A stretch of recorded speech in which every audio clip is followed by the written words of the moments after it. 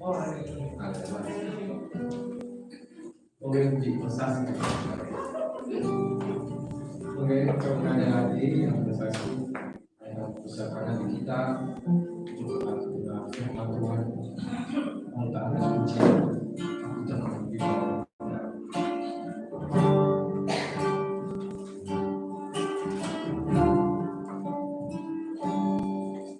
Aku bermenung di bawah mentari,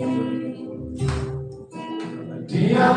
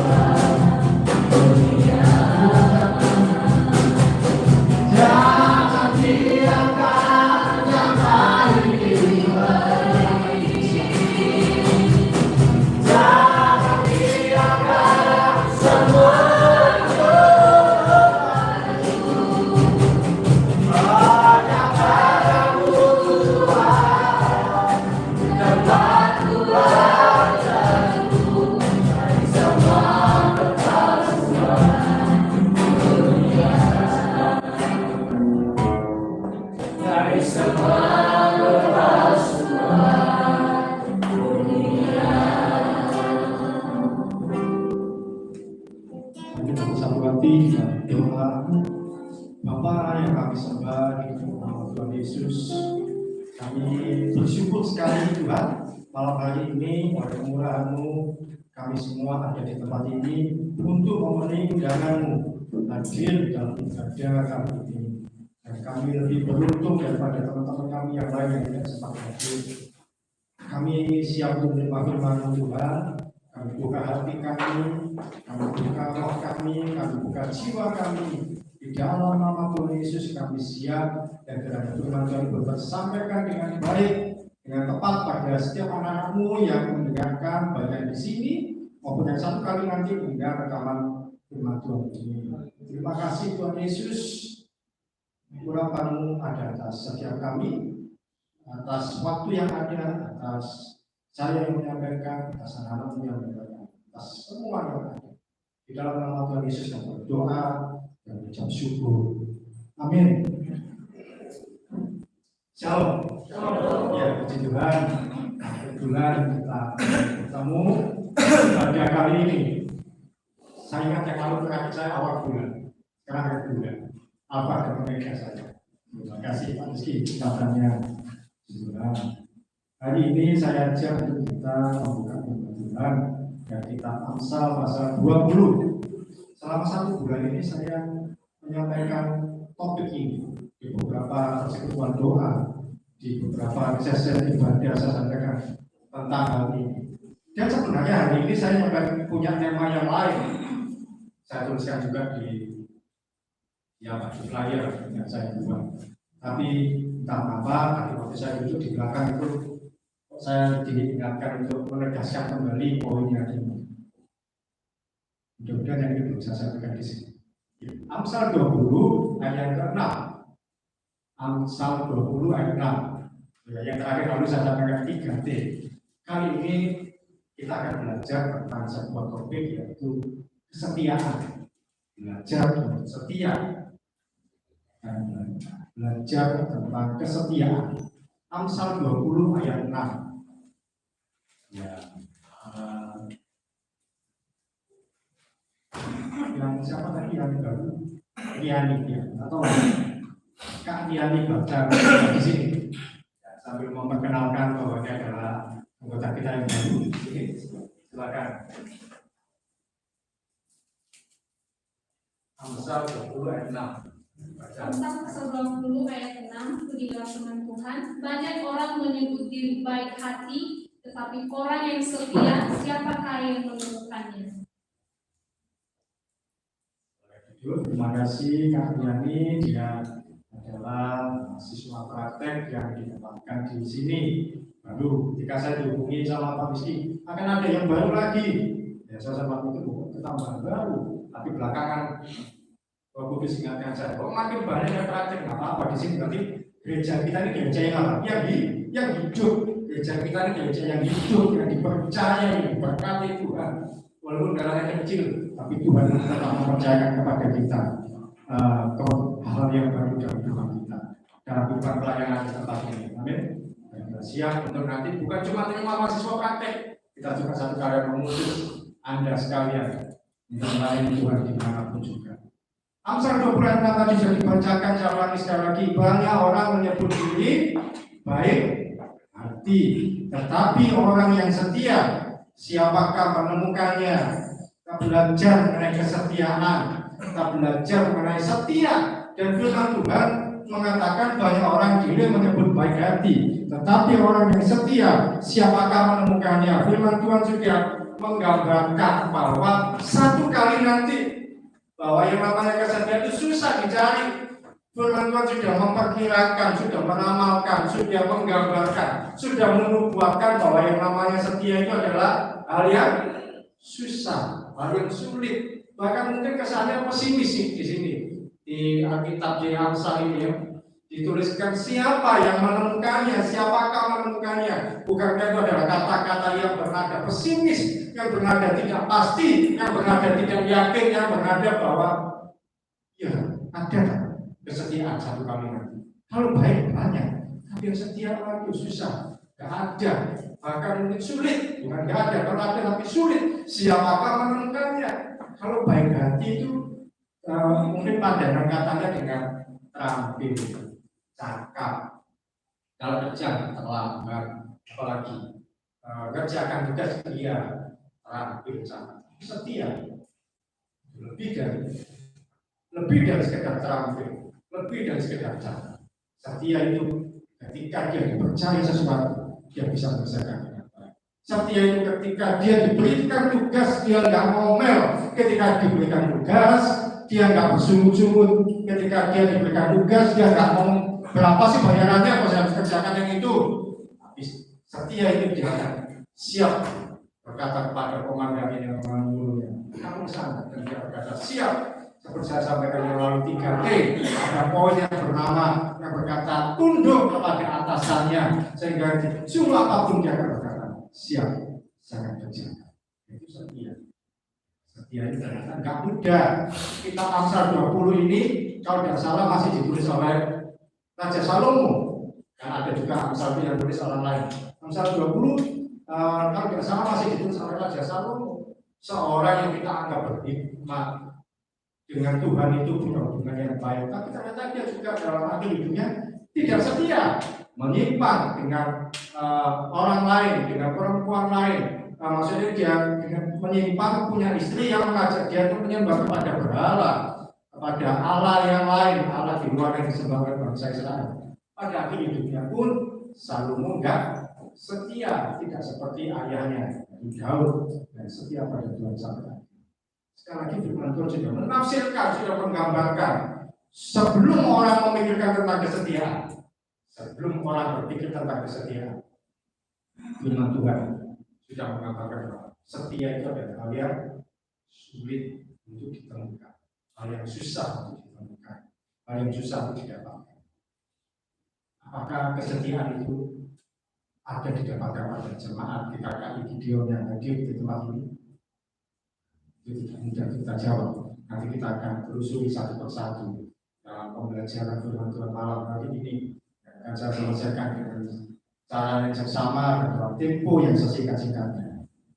Karena nanti masih ada perjamuan kudus, terus ada lagi apa? Selamat Natal ya, terus ada lagi yang ulang tahun. Oke, yang pertama kita mau belajar kesetiaan. Kalau punya catatan silakan dicatat. Kalau HP-nya bisa nulis di Word, ditulis di Word-nya. Nah, belajar kesetiaan. Dulu ketika saya masih remaja, masih suka datang ke berbagai persekutuan doa. Kalau ada firman Tuhan disampaikan, saya punya buku catatan sendiri. Dan sampai ke ini. Kalau dulu saya mencatat yang dikorbankan. Kalau sekarang saya mengkorbankan yang dicatat. Tapi sekarang ternyata nggak banyak yang punya buku catatan firman Tuhan disampaikan, jemaatnya update status. Tapi itu di jemaat yang sana, di KKI di bagian kutub utara itu ada, di KKI kutub utara bagian pedalaman, di KKI Gideon ya. Gideon kalau firman disampaikan semua melihat dan mendengarkan. Amin. Itu luar biasa. Jangan itu ya di KKI kutub utara itu masih baru dibentuk malah seperti itu. Firman Tuhan mengatakan kita belajar kesetiaan yang pertama. Ada yang tahu bahasa Indonesia kesetiaan? Bahasa Indonesia kesetiaan itu apa? Ada yang tahu?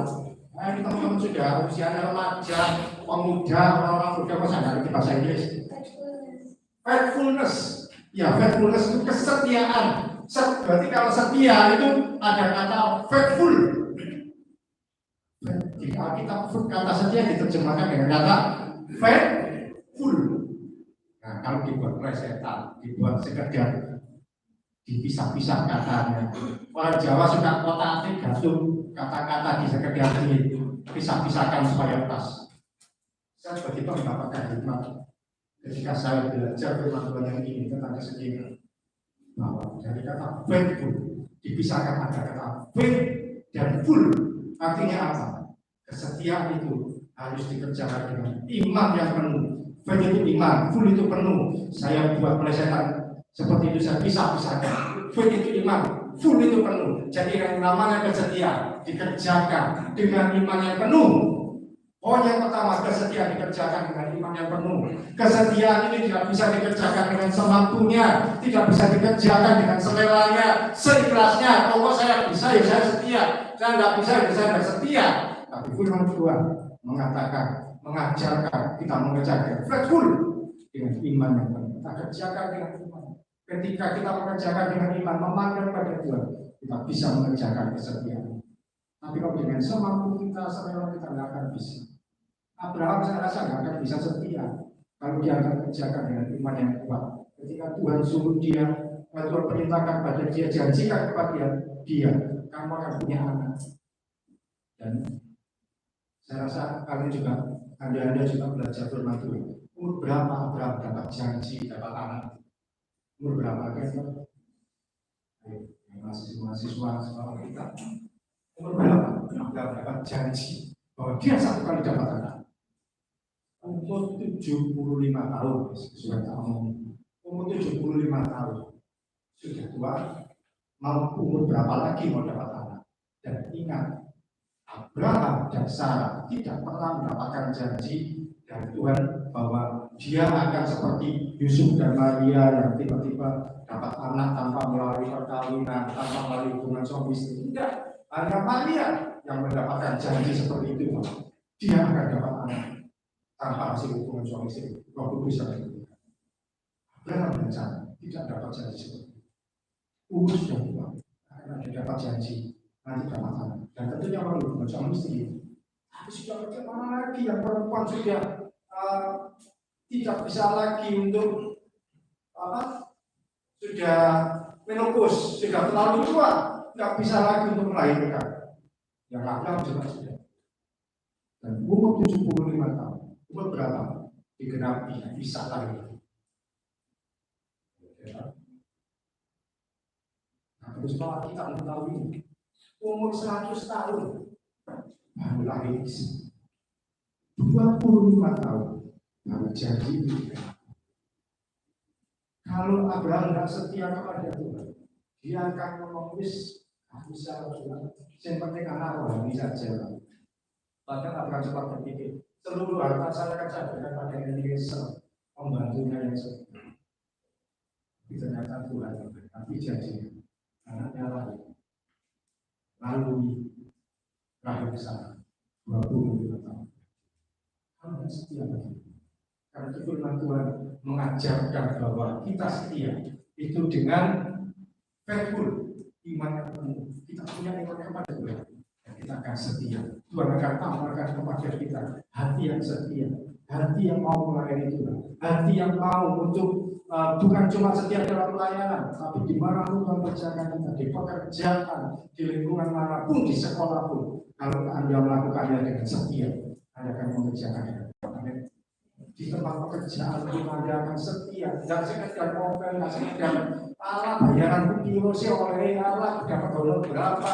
Saya kerjakan ini, tapi jangan kerjakan yang baik seperti melakukannya untuk kita. Amin. Yang sekolah pun juga demikian. Enggak sekedar asal sekolah, tapi bagaimana dia menempuh pendidikan ini karena merasa bahwa dia menempatkan di sini ada sekolah di STT, yang sekolah di SMA, Tuhan yang menempatkan saya di sini. Saya harus setia untuk melahirkan prestasi yang baik, untuk melakukan hal yang terbaik. Kalau cuma kesetiaan itu berdasarkan hal yang fisik, hal yang semata materi, hanya karena dibayar, hanya karena ada orang-orang tertentu, maka akan berantakan semua. Yang pertama, poin pertama, ingat baik-baik, kesetiaan dikerjakan dengan iman yang penuh. Tuhan mengerjakan pada saya pelayanan saya sejauh ini, mulai 2015 sampai sekarang, saya kerjakan dengan iman yang penuh. Yang saya layani satu orang, dua orang, kadang-kadang sudah dapat orang jiwa baru ternyata meninggalkan, tapi saya tetap kerjakan. Kalau satu kali Tuhan minta saya datang ke tempat yang jauh, saya datang ke sana. Satu kali datang ke penjara, saya tekuni, saya datang ke penjara. Dan yang saya layani di penjara bukan persekutuan doa banyak orang, tidak, itu gampang, itu banyak yang melakukan. Yang saya datang satu orang, minta didoakan, minta dikunjungi karena orang keluarganya nggak bisa mengunjungi, istrinya mau mengunjungi kejauhan, rumah istrinya di Solo, dia ada di penjara di Madiun, nggak mau punya ongkos untuk mengunjungi. Pak, ada yang mengunjungi saya dan saya datang satu orang ini, saya doakan, saya kuatkan dia satu orang saja. Terus di lain tempat saya datangi lagi satu orang saja. Satu kali saya pulang dari bekerja sudah capek mengurusi banyak hal, kerjakan kurikulum, LPP atau persiapan ngajar, habis ngajar anak-anak juga capek. So dari jam 4 tiba gerakan hari ini. Ayo, tadi dapat kabar ada seorang yang sakit di daerah saya. Kunjungi. Saya lewat jemput cari. Saya sudah capek dan merasa bahwa itu pasti macet. Dan Tuhan ngomong kamu masa takut sama macet. Ayo, kan saya memutar balik ke jalan amat yang saya datangi ke RSA Surabaya. Saya kunjungi seorang bapak Kapten Angkatan Laut. Dia terlalu keras dengan istrinya, berkali-kali sakit. Hari itu sakit lagi datang ke rumah sakit, saya datangi satu mata.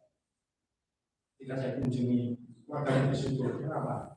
Gerejanya nggak ada yang mengunjungi dia. Dia cuma pernah ke gereja.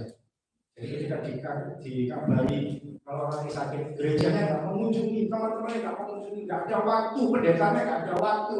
Ngapain mengunjungi sampai jauh-jauh gerejanya di Sidoarjo sana, lain di Kabupaten sana, ngapain? Nah, dia mau mengunjungi ketika saya datang, orangnya menangis. Karena saya satu-satunya mau datang mendoakan. Kesempatan berikutnya sakit lagi. Ketika kesempatan ketiga sakit saya mau bawa korban. Ayo terima Tuhan Yesus. Saya doakan supaya apa? Jangan sakit-sakit terus-terusan. Saya doakan hari Selasa minggu berikutnya saya dikabarkan kalau dia sudah meninggal. Kesempatan saya sudah mendapat. Saya kerjakan dengan setia apa yang dia kerjakan. Hari ini macam sudah memiliki kesetiaan. Memiliki kesetiaan. Pertama kerjakan dengan iman yang benar. Kerjakan dengan iman yang pertama. Yang kedua, poin yang kedua, kesetiaan itu dimulai dari hal yang kecil. Nah, sama-sama kita katakan kesetiaan.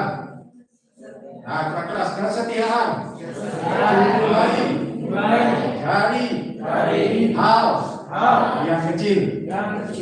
Sekali-sekali dia bicara sama-sama supaya nggak ngantuk, ya, supaya fokus. Kesetiaan dimulai dari yang kecil. Firman mengatakan barang siapa setia kepada perkara kecil, dia akan kuberikan kepercayaan apa? Perkara yang besar. Bagaimana mungkin kau mengerjakan pada kita hal yang besar, kalau yang kecil saja enggak dikerjakan? Bagaimana mungkin kau mempercayakan apa? Pelayanan besar pelayanan yang kecil enggak dikerjakan? Mau diminta kepel gereja, diminta ngaku, oh saya tidak mau. Tuhan mengurapi saya sebagai pengkhotbah di gereja-gereja, nggak mau kepel-kepel. Tidak akan dipercaya. Amin. Kesetiaan dimulai dari datang ibadah, duduk dengan baik, dengarkan firman Tuhan. Nah, itu salah satu kesetiaan. Dimulai dari sebelum saya sampaikan dicatat, diingat baik-baik, kemudian dilakukan. Nggak sibuk kesana kemari. Ya memang sekarang ini zamannya HP, semua setiap kita akhirnya ketika ada kesempatan untuk kita rasanya ingin apa sih yang masuk, kasih apa yang masuk, ada berita apa yang masuk. Hari ini kerjakan kesetiaan itu dari hal yang kecil. Apapun yang dipercayakan kepada kita, kerjakan sebagainya.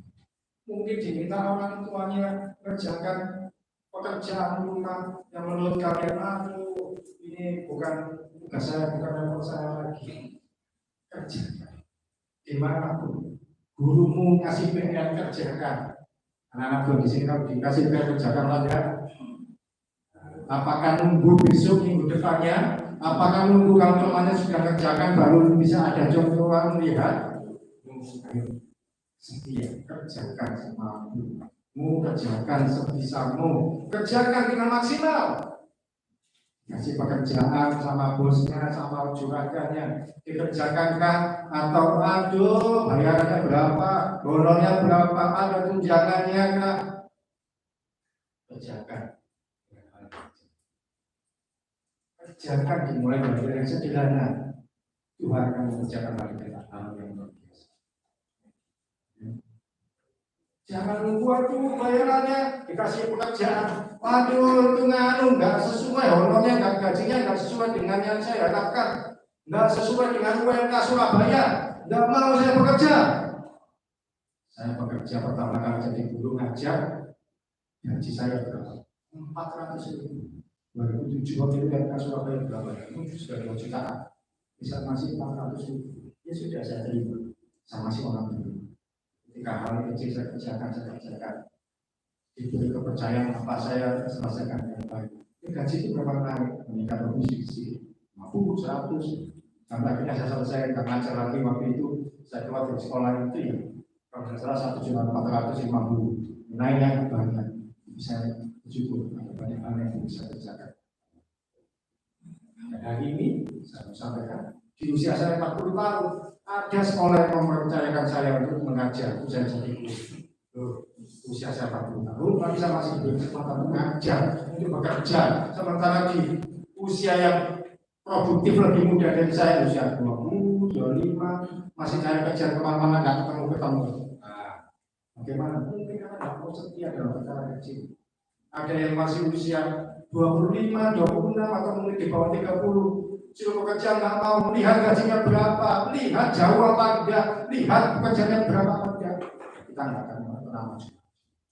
Ada satu teman saya yang sampai hari ini masih terus hubungi saya ngomong, Pak, kalau ada pekerjaan ya, kabari saya, Pak, ada pekerjaan, apa saya baru ada kesempatan hubungi saya mesti ngomong. Mungkin selama ini karena lupa berangkat kerja, orang ibadah, ayo datang ibadah. Iya Pak, tapi saya nggak sempat masih bergerak ke sana sini. Nah, ibadah 2 jam paling lama. Ya akhirnya karena mengabaikan terus, ya tetap bekerja. Saya umur saya 40, saya masih bisa bekerja. Umur lebih muda dari saya, 36 saya belum dapat pekerjaan yang tetap. Belum menikah. Ini ketika dipercayakan hal yang kecil saja kerjakan. Saya kagum, salut, bersyukur ya teman-teman di sini yang rakyat-rakyat di sini ketika selesai ibadah membersihkan tempat, ngepel, menyapu, tata ruangan lagi dan sebagainya. Nggak apa-apa, kerjakan dari sini. Karena yang namanya pelayanan Anda nggak harus langsung ada di tempat seperti saya ini yang berada di sini. Jadi saya sebelum ada pada posisi seperti ini, saya sudah ada posisi seperti kalian. Saya harus menata bangku, menata tikar, mengantar undangan kecil-kecil ke teman-teman. Bahkan yang nggak datang pun saya datangi. Kenapa sih nggak datang persekutuan? Aku capek. Nanti kita beli makan habis persekutuan atau apa saya datangi teman-teman yang selama ini nggak datang persekutuan doa waktu itu ketika mereka SMA. Jadi hal kecil-kecil terpercayakan lebih dengan. Yang pertama, kesetiaan itu dikerjakan dengan iman yang penuh. Amin. Ingat, poin yang kedua, kesetiaan dimulai dari hal yang kecil. Saya ulangi lagi pertanyaan saya waktu minggu pertama. Masih berapa domba yang digembalakan oleh Daud?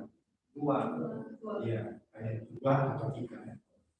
Di 1 Samuel 17 disebutkan kakaknya yang nyindir ke Daud, kamu pulang aja gembalakan domba yang cuma 2-3 ekor itu. Daud dengan setia membalakan. Ketika dombanya ini diambil oleh singa, diambil dari mulut singa, diambil oleh beruang, diambil dari tangannya beruang. Ada cuma 3 ekor, kan bisa mati-mati untuk umum. Tidak, dia mati-mati. Dan satu kali Nabi Samuel datang ke rumahnya Pak Isai. Dia mau mengurapi anaknya Isai. 1, 2, 3, 4, 5, 6 anak, ternyata tidak ada yang dipilih oleh Tuhan. Yang dipilih siapa? Daud, umurnya masih belasan tahun. Dan Samuel mencurahkan minyak dari tanduk domba, mencurahkan minyak mengurapinya. Menjadi raja. Tapi setelah diurapi, itu orang raja, orang main-main. Apakah setelah diurapi itu Daud jadi raja langsung? Tidak. Itu seperti gambarnya Pak Presiden Jokowi dilantik, disumpah menjadi presiden. Saya bersumpah menjadi presiden Republik Indonesia. Selesai dilantik di Jumat, terus diomongin. Tapi nggak sekarang, jabatnya kali Pak Jokowi 10 tahun lagi. Apakah kalau saya tidak seperti itu? Tapi Daud ketika selesai diurapi, dia nggak langsung jabat jadi raja. Dia masih harus mengalahkan Goliat, dia masih harus dikejar-kejar oleh Saul, dia masih harus sembunyi di gua-gua, dia masih harus jadi orang yang gila di tempat Filistin, di bangsa Filistin pura-pura gila karena dikejar oleh Saul. Butuh belasan tahun sampai kita mencatat umur 30 tahun dia jadi raja. Lebih 13 tahun dibutuhkan proses dia dari diurapi kemudian jadi raja. Dia setia di dalam raja. Sehubungan dengan itu masuk ke poin yang ketiga. Poin yang ketiga atau yang terakhir, yaitu ada upah bagi orang yang setia. Sama-sama kita katakan ada upah bagi orang yang setia. Sekali lagi, ada upah bagi orang yang setia. Ketika kita setia dalam perkara kecil, kalau mengerjakan dengan iman yang benar, Tuhan itu menyediakan berkat bagi kita. Tuhan itu menyediakan upah bagi kita. Tidak dibiarkannya orang itu tanpa pengharapan. Tuhan pasti menggenapi setiap janjinya. Tuhan pasti menyediakan pemeliharaan. Pada Abraham yang umur 75 tahun itu, dia menyediakan anak perjanjian dari Ishak. Butuh waktu 25 tahun. Pada Daud yang sering kali saya ceritakan, saya mendapatkan inspirasi dari hal ini. Domba Daud cuma 2 atau 3, atau paling banyak 3 ekor. Ketika dia setia pada setiap proses yang Tuhan izinkan, dia masuk ke gua-gua, dia datang ke tempat-tempat persembunyian menghindari kejaran Raja Saul. Satu kali ketika dia menjadi raja, berapa domba yang dimiliki oleh sang raja? Berapa domba yang dimiliki oleh Daud ketika dia sudah jadi raja? Saya membayangkan bukan cuma 3, puluhan, ratusan, ribuan, bahkan jutaan. Kok bisa? Dia raja.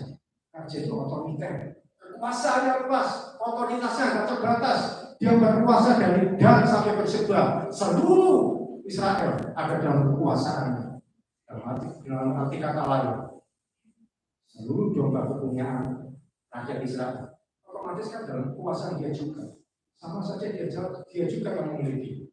Ingat, raja kekuasaan yang lebih luas daripada presiden. Presiden masih demokratis, terbatas oleh hal tertentu. Tidak mungkin presiden datang ke saya minta, oke, HP-mu kasihkan ke saya. Dia nggak bisa seperti itu sebenarnya. Tapi kalau sama raja, dia otoriter, dan dia datang. Semua yang ada pada rakyatnya.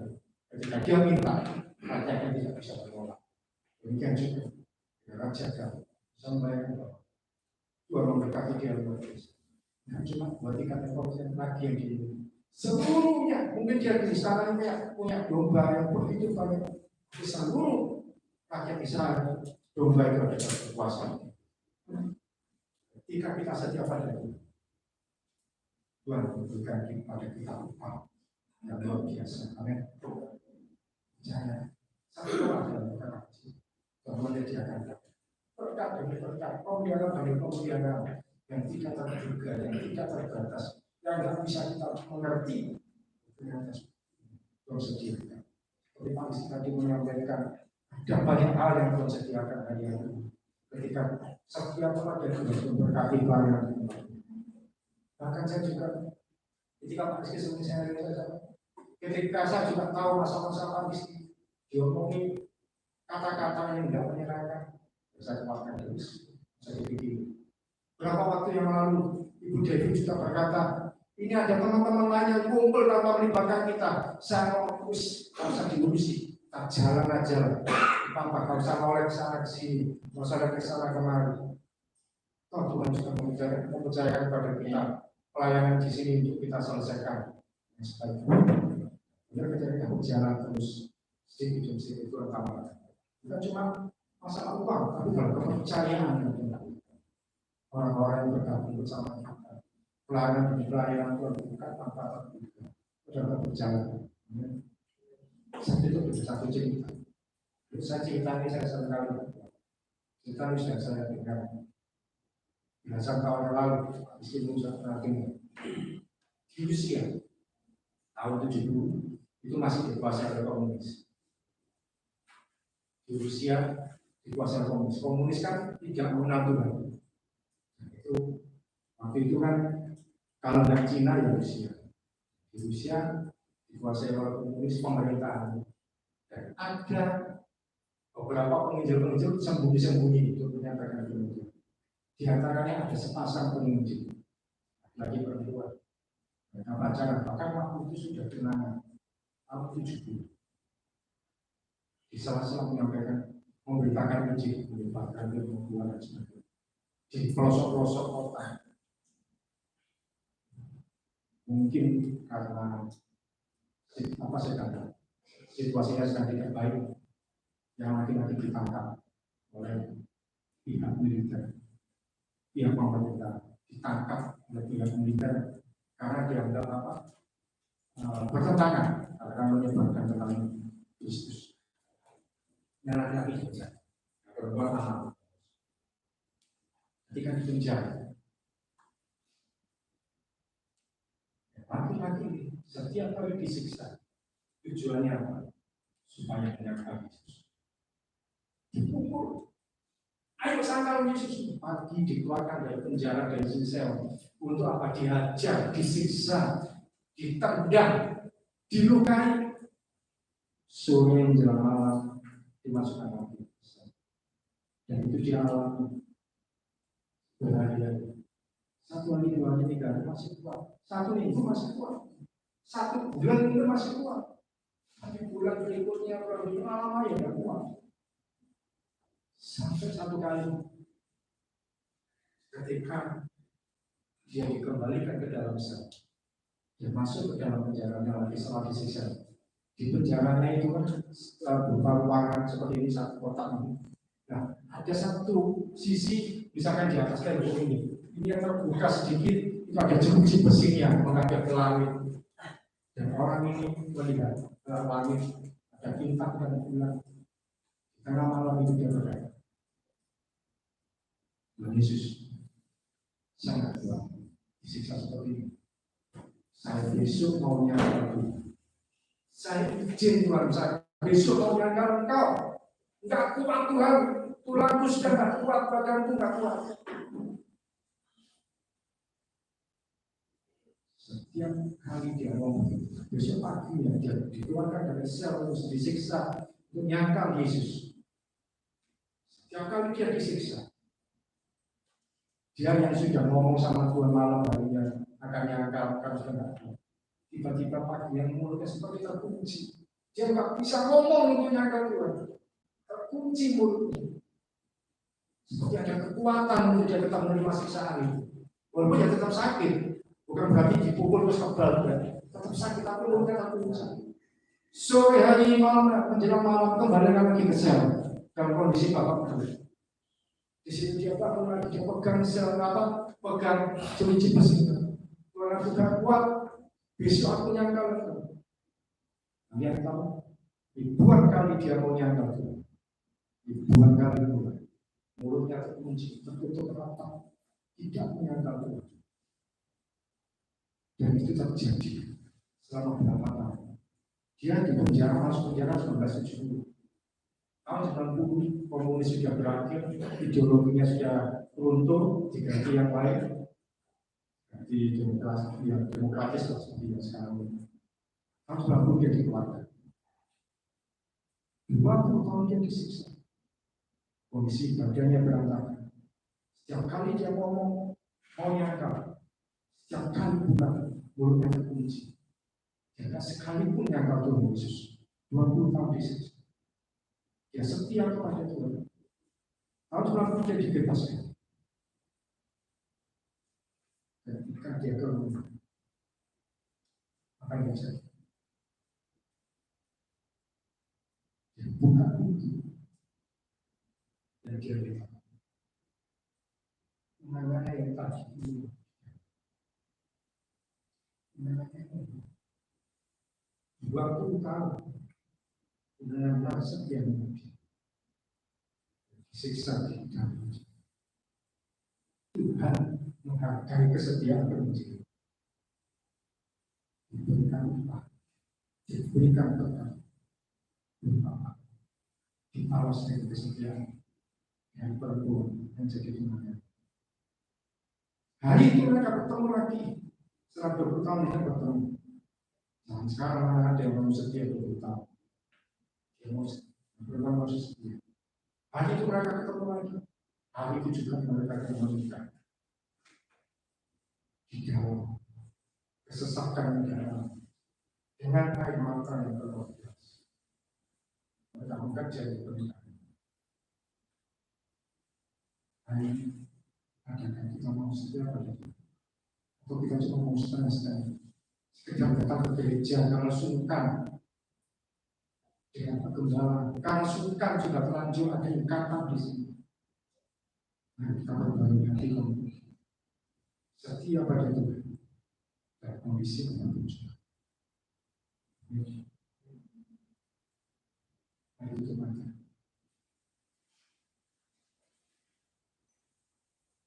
Tuhan Yesus ini kan dengan kamu mau setia kepada Tuhan. Ajari kamu itu. Kalau sebenarnya kami masih ngomel, menggerutu, mengeluh, hari ini kami mau setia. Ikut Tuhan dalam kondisi apapun juga.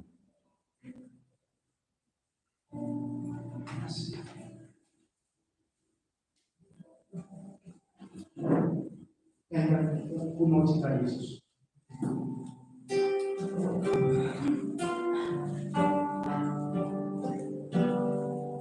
Ku mau cinta Yesus selamanya. Ku mau cinta Yesus selamanya. Meskipun banyak silih berkali dalam hidupku, ku tetap cinta Yesus selamanya. Ku mau cinta Yesus.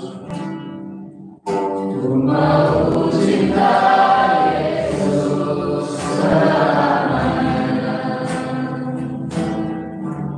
Ku mau cinta Yesus selamanya. Meskipun badai silih berkali dalam hidupku, ku tetap cinta Yesus selamanya. Hari ini sebelum kita lakukan ujian ini sama bertanya, adakah di antara kita yang mau berbagi komitmen setia kepada Tuhan? Selama ini mungkin jatuh bangun, sering menyakiti hati Tuhan, sering kali berbuat dosa dengan sengaja, atau meninggalkan Tuhan, atau ikut Tuhan hanya setengah-setengah. Hari ini adakah di antara kita yang mau setia pada Tuhan sungguh-sungguh? Katakan, haleluya. Buat saya kami mau Tuhan setia kepada-Mu Tuhan. Gak main-main lagi Tuhan. Kami mengangkat tangan kami kepada Tuhan, tertuju kepada Tuhan. Kami mau berbagi komitmen kami kepada-Mu. Ini kami Tuhan anak-Mu di jemaat-Mu di gereja. Biar kami kuat di dalam Engkau, setia di dalam Engkau. Tidak kami dengan pandangan kami kepada-Mu. Terima kasih Yesus. Pak Gembala mau cinta Yesus selamanya. Ku mau cinta